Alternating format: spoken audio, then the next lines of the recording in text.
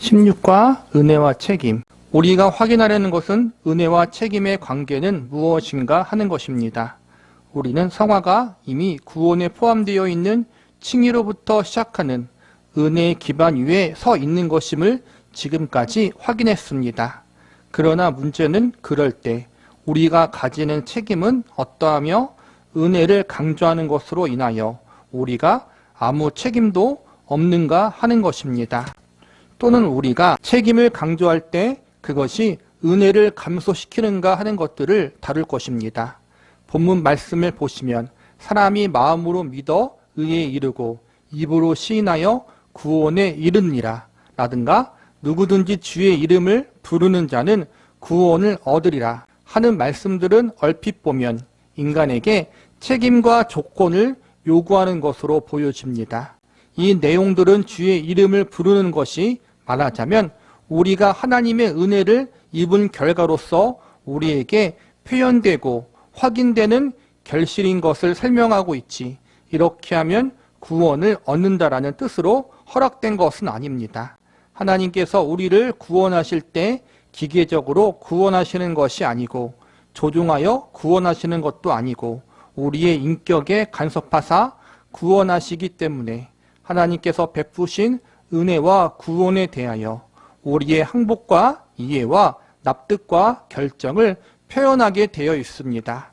그것은 이미 은혜가 우리 안에 결실하여 나의 인격을 사로잡아 하나님께서 나를 항복시킨 표이지, 그렇게 함으로써 구원을 얻는 조건으로 제시된 것은 아닙니다. 로마서 10장 9절에서 13절에 보면은 입으로 예수님을 시인하고 하나님이 예수님을 죽은 자 가운데서 살리신 것을 마음에 믿으면 구원을 얻는다라고 되어 있고, 사람이 마음으로 믿어 의에 이르고 입으로 시인하여 구원에 이른다라고 되어 있어요. 이렇게 우리가 마음에 믿어 예수님을 주라고 시인하면 구원을 얻는다가 조건이 아니라 결과라는 거예요. 예수님을 믿어 입으로 주님을 하고 시인하는 것은 이미 우리가 하나님의 자녀가 되고 예수님을 나의 구세주로 믿고 받아들였기 때문에 자연스럽게 나오는 현상이고 결과라는 거예요. 조건으로서가 아니라 결과로서 나오는 표현이라는 거예요. 은혜와 책임을 이야기할 때 우리의 책임, 하나님 앞에 순종하고 하나님 앞에 거룩하게 살아가고 믿음으로 바르게 살아가는 것, 이 모든 것들이 구원을 얻은 조건 혹은 하나님의 은혜를 받는 조건으로서 우리에게 제시되어 있는 것이 아니라 이미 하나님의 은혜를 받은 주의 백성과 자녀들이 마땅히 그 은혜를 받은 자로서 해야 할 거룩한 삶의 모습, 하나님 백성다운 삶의 모습과 결과로서의 책임이 있는 것이지 조건으로서의 책임이 아니라는 거예요. 저와 여러분이 하나님 앞에 이쁜 짓을 해서 구원받고 은혜를 받은 것이 아니라 하나님 앞에 이쁜 짓을 하기 전에 이미 하나님의 은혜를 받은 자라는 거예요. 그래서 하나님의 말씀을 잘 듣고 이쁜 짓을 하는 것은 은혜를 받기 위한 조건, 구원을 받기 위한 조건이 아니라 이미 받은 그 은혜에 감사함으로 반응하는 표현이고 감사함으로 인격적으로 반응하는 결과라는 거예요. 신앙의 그 어떠한 것도 하나님 앞에 조건이 될 수 없어요. 조건이 되는 그 순간부터 그거는 우리의 공로가 되기 때문에 모든 게 다 하나님의 은혜고 조건과 근거는 하나님과 예수님이 조건이고 근거예요. 우리는 은혜를 받았기 때문에 그의 감사함으로 또한 책임 있게 반응하는 것이지 이것이 조건이 될 수 없다. 모든 신자는 인격적으로 구원을 얻으며 인격적으로 인도함을 받으며 인격적으로 하나님의 목표에 도달하도록 하나님께서 그렇게 우리를 지으셨고 그렇게 우리를 인도하시고 대우하시기 때문에 자신이 믿고 고백하는 신앙에 대하여 전 인격적인 이해와 결정을 가지는 법입니다. 하나님의 은혜가 내 결정, 내 책임을 반씩 나누고 있는 것은 절대 아닙니다. 앞에서 설명드린 바와 같이 하나님의 은혜가 나의 전 인격에 확인되고 납득되고 있는 것입니다. 신앙의 내용과 완성이 우리 자신의 인격과 현실에 결과하는 것이므로 신앙 고백은 우리의 의식과 결정과 노력과 실천 등 실존으로 경험되며 그것을 인간은 책임으로 이해하는 법입니다. 요한복음 15장입니다. 유명한 예수님의 포도나무 비유를 만납니다. 나는 포도나무요 너희는 가지니 저가 내 안에 내가 저 안에 있으면 이 사람은 과실을 많이 맺나니 나를 떠나서는 너희가 아무것도 할 수 없음이라. 사람이 내 안에 거하지 아니하면 가지처럼 밖에 버리워 말라지나니 사람들이 이것을 모아다가 불에 던져 사르느니라. 너희가 내 안에 거하고 내 말이 너희 안에 거하면 무엇이든지 원하는 대로 구하라. 그리하면 이루리라. 포도나무 비유의 초점은 하나님께 붙어 있으라는 이야기입니다. 그러나 사실 따지고 보면 가지가 줄기에 가서 붙는 그런 나무는 없습니다. 가지는 당연히 줄기에 붙어서 나오는 법입니다. 이 내용은 하나님께서 우리의 모든 필요와 복과 존재와 가치의 내용이시고 복이시고 주인이시다. 하나님을 떠난 인생은 아무 쓸모가 없다는 것을 가르치는 대목이지 붙어 있어야 된다. 떨어지면 안 된다는 책임과 조건과 상태의 결정을 우리에게 말하고 있는 것은 아닙니다. 가지가 줄기를 붙드는 법은 없습니다.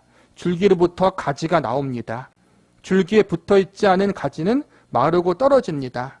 이것은 하나님 없는 상태와 하나님 안에 있는 상태를 비교하고 있는 것이지 결정이나 선택이나 자격이나 조건을 논하고 있는 것은 아닙니다. 그럼에도 불구하고 우리는 이것을 당연히 하나님께 붙어 있자고 이야기하고 권하고 이해하는 것이 우리에게 훨씬 더 쉽습니다. 포도나무 비유를 이야기할 때 가지는 포도나무에 붙어 있어야지 열매를 맺어요. 그래서 우리는 포도나무에 붙어 있는 가지가 되어야 된다. 보통 그렇게 배워요. 틀린 말이 아니에요. 우리는 하나님께 붙어 있어야 되고 포도나무이신 예수님께 붙어 있는 가지가 되어야 해요. 우리는 하나님께 붙어 있자, 예수님께 붙어 있자라고 권면하고 그렇게 결심하고 나아가는 것이 올바른 신앙의 모습인데 보다 본질적으로 이야기하자면 가지가 가서 붙어 있는 게 아니라 포도나무가 가지를 만들어내는 거란 말이에요. 우리의 표현으로는 하나님께 붙어 있자, 예수님께 붙어 있자라고 이야기하는데 실상은 하나님의 은혜 안에서 하나님이 붙어 있게 하신다라는 거예요. 하나님의 은혜를 받은 자로서 나타나야 할 거룩한 모습으로서 당연히 하나님 앞에 붙어 있어야 됩니다. 예수님께 붙어 있어야 됩니다라고 표현하고 이를 위해서 기도하는 건 맞아요. 그런데 내가 하나님 앞에 붙어 있자라고 결심하는 것이 조건이 되어서 하나님께 붙어 있는 것이 아니라 본질상은 하나님이 나를 붙잡아 주시고 붙어 있게 만들어 주신 거란 말이에요. 책임이란 신앙에 있어서 조건이 아닙니다. 책임은 구원의 조건도 아니며 거래의 조건도 아니며 보상의 조건도 아닙니다. 여러분은 자신이 가지는 신앙적 책임으로 구원을 얻었다던가 자신이 행한 신앙적인 책임으로 하나님 앞에 상을 받았다든가 보상을 받는다던가 복을 받는 식으로 이해하면 안 됩니다. 신앙의 책임들은 요한복음 15장 포도나무 비유에서 보는 바와 같이 복된 자리에 있는 상태를 말하는 것이며 그 상태는 하나님께서 우리를 불러 구원으로 복된 약속으로 그 안에 있게 하사 얻게 된 모든 것을 가르치는 것이지 우리가 그것을 만들었거나 유지하고 있는 것이 아닙니다. 붙어 입으시다, 잘 믿읍시다, 헌신하십시다. 쉽습니다. 그러나 그것들은 그렇게 하면 복을 얻고 그렇게 하면 승리를 하는 것이 아니라 복과 승리를 준비하시고 먼저 찾아와 허락하신 하나님께서 우리를 복과 순종, 복과 구원으로 인도하시는 내용과 목표에 그 은혜를 이해하고 누리는 자의 상태를 책임이라고 이해해야 한다는 말입니다. 다시 한번 설명을 해보면 책임은 하나님께서 원하시는 목표와 내용에 관한 것이며 우리의 자격과 노력을 넘어서는 하나님의 목적하심과 내용이기에 그 자체가 은혜인 것입니다. 은혜와 책임은 신비로운 조화입니다. 우리는 그 은혜를 책임으로 이해한다고 해서 하등 잘못이 없습니다. 그러나 그 책임이 하나님께서 베푸신 은혜를 누리는 것, 확인하는 것으로 이해하면 그 책임은 올바른 것이지만 조금 전에 이야기한 것과 같이 책임으로 인하여 은혜가 유효해지며 유지된다고 생각하시면 안 됩니다. 그것은 자격이 되고 조건이 됩니다. 그리고 책임이 공로가 되어버립니다. 우리가 하나님 앞에 하나님의 말씀과 그분의 뜻에 순종함으로 반응하는 것은 우리의 책임이 맞아요. 우리의 자유의지로 그분의 뜻에 순종하며 그분의 말씀과 뜻에 기쁨으로 반응해야 돼요. 이건 우리의 책임이에요. 책임으로 이해하는 게 맞고, 그런데 그것이 조건이 되어서는 안 된다는 걸 계속 강조하고 있는 거예요. 책임으로서 내 자유의지로서 순종하는 것은 그 은혜를 받은 자로서 합당한 나의 인격적인 반응이고, 또 내가 책임을 가지고 하나님 앞에 신앙생활을 하는 것은 하나님이 그것을 원한다는 것을 내가 말씀을 통해 인격적으로 알기 때문에 하나님의 기쁘신 뜻에 내가 반응하기 위해서 순종하는 거란 말이에요. 그런데 내가 이것을 순종함으로 은혜를 얻게 되고 순종함으로 하나님 앞에 그 어떠한 다른 것들을 얻어내는 수단으로 이용하면 안 된다. 하나님의 명령과 하나님의 뜻은 하나님께서 어떠한 분이시고 하나님이 우리에게 어떠한 분으로 다가오시는지 우리가 알기 때문에 그 하나님의 뜻과 그분의 말씀에 순종으로 반응하는 거예요.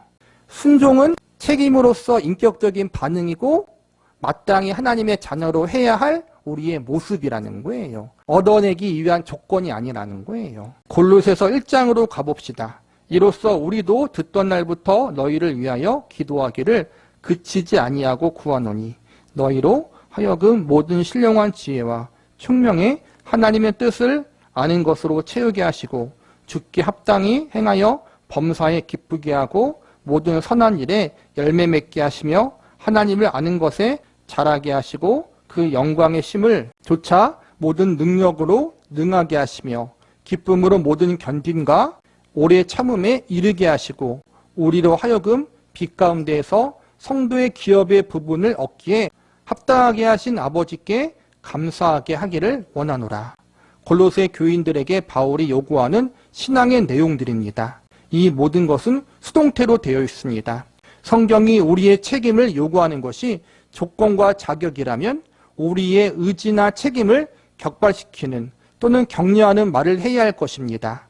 주께 합당히 행하여 범사에 기쁘게 하고 모든 선한 일에 열매 맺게 하시며 하나님을 아는 것에 자라게 하시며 그 영광의 심을 쫓아 모든 능력으로 능하게 하시며 기쁨으로 모든 견딤과 오래 참음에 이르게 하시고 우리로 하여금 빛 가운데 성도의 기업의 부분을 얻기에 합당하게 하신 아버지께 감사하기를 원하노라. 놀랍습니다. 모두가 하나님께서 그렇게 하사 우리에게 이루어지게 하신 것을 감사하기를 원하노라는 것입니다. 어느 곳에도 자격과 조건으로 책임을 묻는 부분이 없습니다. 이것은 우리가 가만히 있어도 된다는 뜻이 결단코 아닙니다. 은혜는 우리를 항복시킵니다. 우리를 완성하며 승리케 합니다. 책임은 무엇입니까? 책임은 이 은혜를 납득하고 이 은혜에 항복하는 것입니다. 지금 골로새서 말씀에 보면은 우리의 신앙의 바른 응답의 모습, 순종의 모습이 어떻게 나오는지 나와 있죠. 하나님이 우리로 하여금 신령한 지혜와 총명에 하나님의 뜻을 아는 것으로 채우게 하시고 주께 합당히 행하여 범사에 기쁘게 하고 모든 선한 일에 열매 맺게 하시며 하나님을 아는 것에 자라게 하시고 또 주께 합당히 행하여 범사에 기쁘게 하고 모든 선한 일에 열매를 맺게 하시며 그 영광의 심에 쫓아 모든 능력으로 능하게 하시고 기쁨으로 모든 견딤과 오래 참음에 이르게 하시고 이건 우리가 신앙생활에서 해야 할 부분이에요. 하나님을 알아가고 믿음으로 인내하고 견디고 선한 일에 힘쓰고 이게 우리의 책임으로서 우리가 해야 할 일인데 이것을 우리가 함으로 하나님 앞에 은혜를 얻고 축복을 얻고 하나님의 마음에 들어서 하나님이 더 좋은 것으로 주는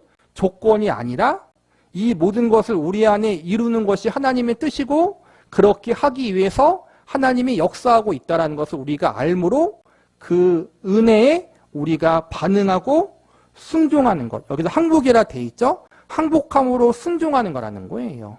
조건이 아니라 그 은혜를 받은 자로서 항복하고 기쁨으로 순종하는 반응이라는 거예요. 은혜에 항복하는 것, 이것이 하나님의 뜻인 것을 알고 우리가 그 뜻에 순종한다. 순종하고 항복하는 것이지 설득당해서 나아가는 것이지 하나님 앞에 무엇을 요구하는 조건으로 가서는 안 된다는 거예요. 내가 이렇게 하나님 앞에 믿음으로 하니까 하나님 이걸 들어주세요. 이렇게 청탁하는 식으로 조건을 걸어서 하나님 앞에 어떠한 것을 요구할 때가 많이 있잖아요. 사실은 이게 우리의 신앙이 아직 초신자일 땐 그럴 수 있어요. 당연히. 그런데 우리가 믿음이 성숙해질수록 하나님 앞에 어떠한 청탁이나 조건으로 나아가는 것이 아니라 모든 것에 감사함으로, 모든 것을 기쁨으로 이렇게 하나님 앞에 믿음으로 바로 서는 것이 하나님께서 원하시는 것이기 때문에 내가 은혜 받은 자로서 당연히 가야 하는 것임을 알므로 가는 거란 말이에요. 조건을 걸고 공로가 만들어져서 공로가 더 많이 쌓여서 하나님의 축복을 얻어오는 것은 신앙생활이 아니다. 이미 예수님이라는 세상에서 가장 큰 축복과 복을 우리에게 주신 하나님이에요. 예수님보다 더 큰 복이 어디 있겠어요? 그분 자체가 나의 복이기 때문에 예수님이 오물 통해서 나의 주인인 됨을 통해서 천국이 우리의 것이 되고 이 땅에서 하나님과 함께하는 삶을 살게 되었잖아요.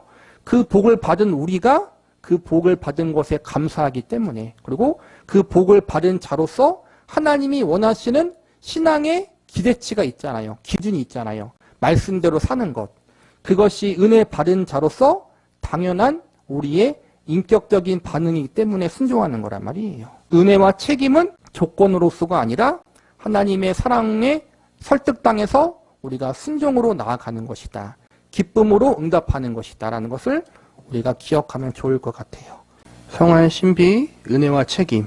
빌립보서 2장으로 가봅시다. 그러므로 나의 사랑하는 자들아 너희가 나 있을 때뿐만 아니라 더욱 지금 나 없을 때에도 항상 복종하여 두렵고 떨림으로 너희 구원을 이루라.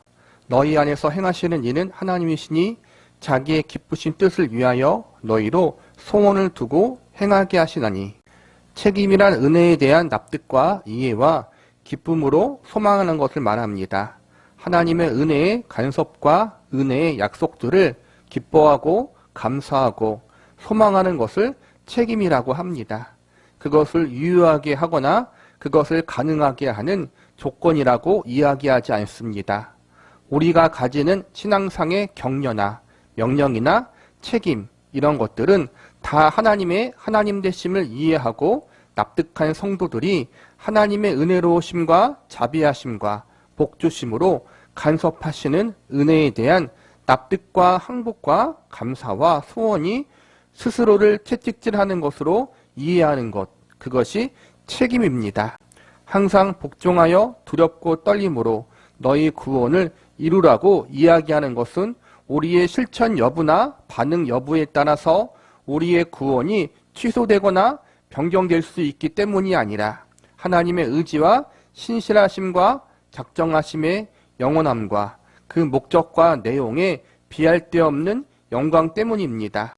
그분께서 그 일을 중단하시거나 취소하지 않을 것이기 때문에 그 일에 순종하지 않은 자의 고단함과 허비하는 날들에 대한 경고인 것입니다.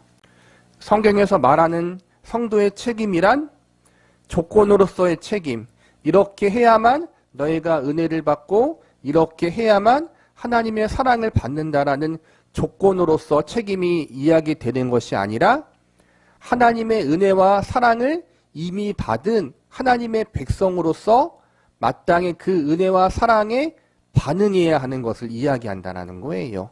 조건으로서가 아니라 결과로서 하나님의 은혜를 받았으니까 하나님의 백성이 되었으니까 마땅히 감사함으로 마땅히 기쁨으로 순종하고 하나님의 뜻에 따라야 한다. 이게 책임으로 우리에게 주어진 거라는 거예요. 우리가 책임을 다하지 않으면 하나님이 우리를 버리신다는 것이 아니라 그렇게 하지 않으면 하나님께서 더 적극적으로 개입하셔서 우리를 연단하시고 훈련하시고 때에 따라서는 사랑의 채찍, 사랑의 회초리도 들면서까지 하나님께서 우리를 이끄신다는 것을 기억함으로 두렵고 떨림으로 구원을 이루라. 이게 그 뜻이라는 거예요. 책임이라는 것이 마냥 가볍지 않다는 거예요. 너희 안에서 행하시는 이는 하나님이시니 자기의 기쁘신 뜻을 위하여 너희로 소원을 두고 행하게 하시나니 소원을 두고 행하게 하신다는 것은 서두에도 이야기한 바와 같이 이것은 하나님께서 우리에게 인격적으로 찾아오셔서 납득시키고 항복시키며 기쁘게 하사 우리로 소원하게 하신다는 것이요. 우리의 모든 신앙적인 책임과 격려들과 분발들은 다 소원의 다른 표현입니다. 우리는 이런 이해 속에서 스스로의 신앙을 채찍질하며 다른 이들에게 신앙상의 분발을 격려할 수 있습니다. 그러나 그것이 우열을 나누거나 조건과 자격에서의 차별을 낳는 것으로 이해하는 것은 하나님의 은혜를 이해하지 못하는 것입니다. 하나님의 전능하심과 그분의 신실하심에 대하여 오해하는 것입니다. 하나님께서 작정하시고 시작하시고 간섭하시고 이루시는 모든 하나님의 구원과 그분의 자녀들을 향하여 가지시는 복된 목표에 하나님께서는 방해받으실 일이라고는 없습니다. 그 열심을 우리는 로마서 8장에서 기록한 대로 예수 그리스도 안에서 발견하며 확인하는 것입니다. 성경은 이 사실을 언제나 되풀이해서 우리에게 운명에 불변하는 것과 하나님께서 우리에게 간섭하시는 것을 우리의 것으로 채우며 우리의 자랑과 소원과 기쁨이 되도록 하십니다. 히브리서 12장에 지금 설명한 이 부분을 이런 식으로 표현합니다. 무릇 징계가 당시에는 즐거워 보이지 않고 슬퍼 보이나 후에 그로 말미암아 연달한 자에게는 의의 평강한 열매를 맺나니. 여기서도 보면은 징계를 이야기하고 있죠. 신앙생활에서 책임이란 우리가 가장 좋은 건 능동적으로 자발적으로 하나님 뜻에 순종하고 그 하나님을 기뻐하고 즐거워하며 살아가는 거예요.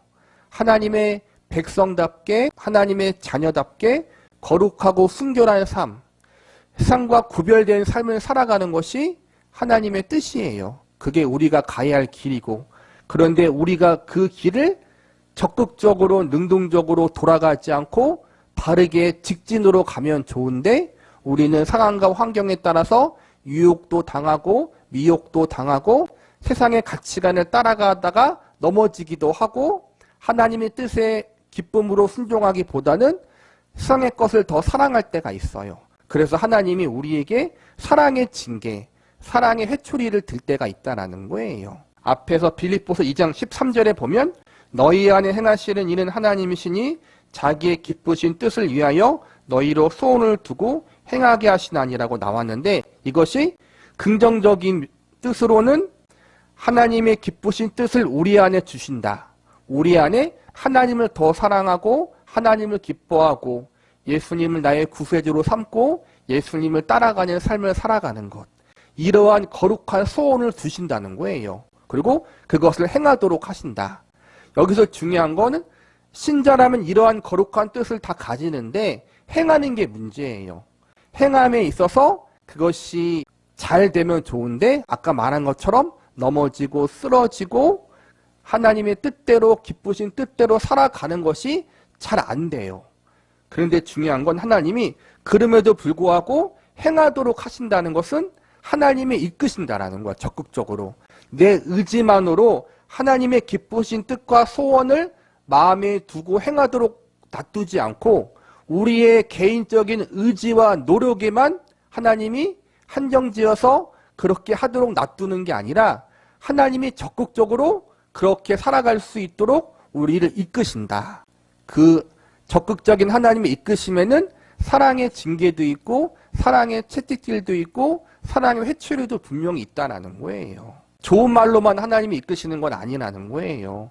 우리의 육체적인 부모들도 자녀를 사랑으로 이끌지만 그 사랑 안에는 양육을 위해 훈계도 있고 훈육도 있고 징계도 있는 것처럼 하나님이 우리를 그렇게 자녀답게 이끄신다는 거예요.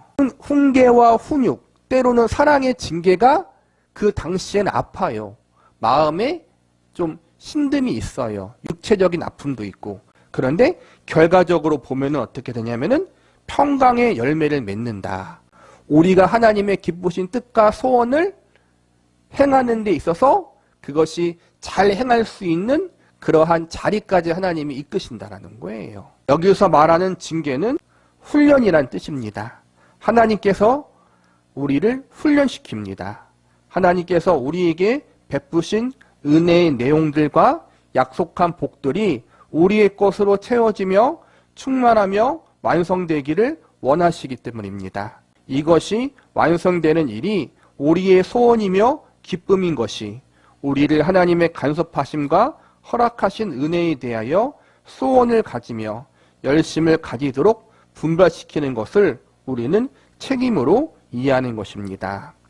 우리 혼자서 내 의지와 노력과 열심으로 하나님의 기쁘신 뜻과 소원을 이루는 그러한 의지를 갖고 나아가도록 하나님이 홀로 놔두지 않는다라는 거예요. 내가 스스로 나 혼자의 힘과 의지로 하나님의 뜻을 이루는 것이 아니라 하나님의 기쁘신 소원을 이룰 수 있도록 우리를 돕는다. 우리를 이끄신다. 우리를 간섭하신다. 여기에선 이것을 훈련이라고 되어 있어요.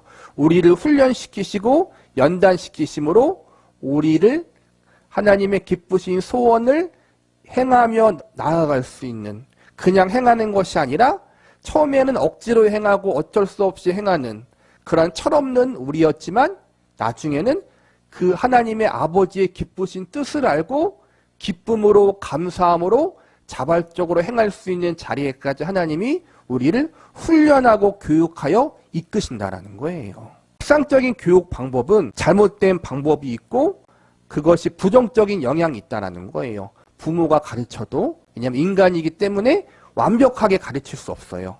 그런데 하나님은 그렇지 않다는 거예요. 하나님은 온전하신 분이고 완전하신 분이시기 때문에 우리를 어떻게 교육하면 가장 바르게 교육하고 잘할 수 있는지 하나님은 알고 계셔요. 그래서 사랑으로 우리를 이끄시지만 때로는 사랑의 회초리를 들기도 하고 사랑의 격려를 주시기도 하고 사랑의 위로도 주시기도 하고 하나님께서 상황과 환경에 맞게 우리에게 가장 합당한 맞춤형 훈련과 교육의 방법으로 우리를 이끄신다는 거예요. 결국에는 마지막에는 철이 덜 든 우리가 궁극적으로 하나님의 때에 철이 많이 들어서 하나님의 마음을 깊이 아는 자로 우리를 이끌고 만들어 가시는 자리까지 우리를 그렇게 인도하신다. 이게 하나님의 최종 목적이라는 거예요. 우리 자체, 하나님의 자녀인 우리가 하나님의 목적이 되어서 우리의 아버지이신 하나님을 더 깊이 알아가고 사랑하는 하나님의 마음을 깊이 아는 자녀로 만들어가는 일을 우리의 삶 가운데 계속해서 훈련시키시고 교육시키고 있다. 그것이 어떠한 특별한 장소에서 이루어지는 것이 아니라 지금 저와 여러분이 살아가는 매일매일의 일상 속에서 계속해서 이루어지고 있다. 그래서 하나님이 우리와 함께 하신다는 의미가 그냥 함께 하신다는 것이 아니라 이러한 일을 이루시기 위해서 우리와 함께하고 있다는 거예요. 무릇 징계가 당시에는 즐거워 보이지 않고 슬퍼 보이나 후에 그로 말미암아 연단한 자에게는 의의 평강한 열매를 맺나니 그러므로 피곤한 손과 약한 무릎을 일으켜 세우고 너희 발을 위하여 곧은 길을 만들어 저는 다리로 하여금 어그러지지 않고 고침을 받게 하라. 열심을 내라는 것입니다. 노력하라는 뜻입니다. 분발하라는 뜻입니다. 그러나 포기하지 말라. 채찍질하라. 그렇게 해야만 된다는 뜻이 아니고 그래야만 이 일이 유효하거나 시작된다는 것이 아니라 하나님께서 이 일을 이루시고야 말 것이기 때문에 그리하라는 것입니다. 피곤한 손과 연약한 무릎을 일으켜 세우고 너희의 어그러진 다리, 발을 바르게 고쳐라. 이것은 열심을 내라는 거예요. 더 노력하고 분발하라는 거예요. 그런데 중요한 거는 너희가 더 분발하고 더 노력해야만 이 일이 이루어진다는 의미가 아니라 그러한 조건에서 이 말씀을 하는 것이 아니라 하나님이 반드시 너희를 성숙한 하나님의 자녀의 자리로 이끌 거니까 너희가 힘들어도 잘 견뎌내고 잘 참아내고 하나님의 이끄심에 잘 따라가라. 이러한 격려의 차원에서 이 말씀을 주신 거라는 거예요. 조건으로서가 아니라 반드시 하나님이 그렇게 할 거니까 하나님을 믿고 의지하고 그렇게 나아가라. 그렇게 위로에 그렇게 힘을 내라는 차원에서 이 말씀을 주신 거예요. 하나님의 끊임없는 신실하신 간섭과 인도하심으로 인하여 결국은 우리가 하나님 앞에 항복하며 그분의 인도하심과 간섭하심에 대하여 소원을 가지게 되며 그때 기쁨으로 열심을 품고 분발하게 되고 소원하게 되는데 그것을 우리는 책임이라고 합니다. 우리는 서로를 격려하며 자신을 채찍질하게 되어 있습니다. 여기에 책임과 계명과 격려의 정당한 위치가 있습니다. 우리는 하나님의 무한하신 은혜와 적장하심 속에 우리의 자발적인 반응과 기쁨으로 순종하는 소원하는 책임을 받으시는 하나님 앞에 서 있는 것입니다. 여러분 모두의 신앙에 정확한 이해와 정리가 되셔서 여러분의 노력과 실력이 무너질 때 은혜가 감소하는 것이 아니며 하나님께서 여러분에게 허락하신 약속들이 삭감되는 것이 아니라는 것을 분명히 해야 합니다. 우리가 열심히 살아가지만 우리의 열심과 그 노력이 무너질 때가 있어요. 실패할 때가 있어요. 나는 나름대로 하나님의 뜻대로 살려고 노력했는데 뒤돌아보니까 그것이 허무하게 실패할 때가 있다는 거예요. 그것이 나의 잘못일 수도 있고 나의 연약함 때문일 수도 있고 혹은 상황과 환경이 뒤따르지 않아서 그럴 수도 있어요. 내 잘못일 때도 있고 그렇지 않을 때도 있어요. 그런데 그것과 상관없이 우리가 넘어지고 실패하고 쓰러져도 하나님께서 우리에게 약속하신 은혜의 약속은 삭감되거나 적어지는 것은 없다는 거예요. 그 실패와 넘어짐까지도 하나님이 더 큰 은혜의 풍성함으로 채워질 수 있도록 역사하신다는 것. 그래서 우리가 좋아하는 말씀, 하나님을 사랑하는 자는 모든 것들을 합력하여 선을 이루신다. 그렇게 하나님이 우리에게 역사하고 있으니까 넘어져도 너무 낙심하지 말라는 거예요. 은혜를 강조한다는 것은 내가 외면하고 있어도 게을러도 잊고 있어도 된다는 이야기가 아니요. 하나님께서 목적을 가지고 은혜를 베푸셨기 때문에 당연히 그 은혜에 우리가 참여하여 누리고 노력하여 채우는 것이 우리의 진정한 복인 것을 확인해야 합니다. 그래서 소원하는 자리에 가는 것이 우리의 운명인 줄을 아는 것, 여기에 우리의 책임에 정당한 위치가 있는 줄로 확신합니다. 하나님의 백성과 자녀로 부름받은 사람들은 결국에는 하나님 그분 자체를 사랑하고 그분이 기뻐하시는 것을 소원하는 자리로 간다라는 거예요. 하나님이 그렇게 우리를 이끌어가고 우리 역시 그렇게 이끌려져 간다라는 거예요. 그러니까 아까 말한 것처럼 우리의 부족함 때문에 우리의 잘못 때문에 혹은 여러 가지 외부적인 환경으로 인하여 우리가 기대하는 것만큼 모든 것들이 이루어지지 않더라도 너무 낙심하거나 실망하지 말고 신실하신 하나님을 바라보며 나아가다 보면 하나님이 그 모든 것들을 합력하여 결국에는 하나님이 기뻐하신 뜻을 우리의 삶 가운데 이루시고 우리는 더욱더 철든 하나님의 자녀로서 성숙한 성화된 자리로 우리가 세워지는 자리에까지 하나님이 끝까지 이끄신다. 실패까지도 하나님이 사용하사 우리를 아름답게 만들어가는 과정으로 역사하시기 때문에 우리가 믿고 섬기는 하나님이 이런 하나님이다. 그래서 우리 성도들에게는 절대적인 절망이 없다라는 사실을 여러분께서 기억하시라는 거예요.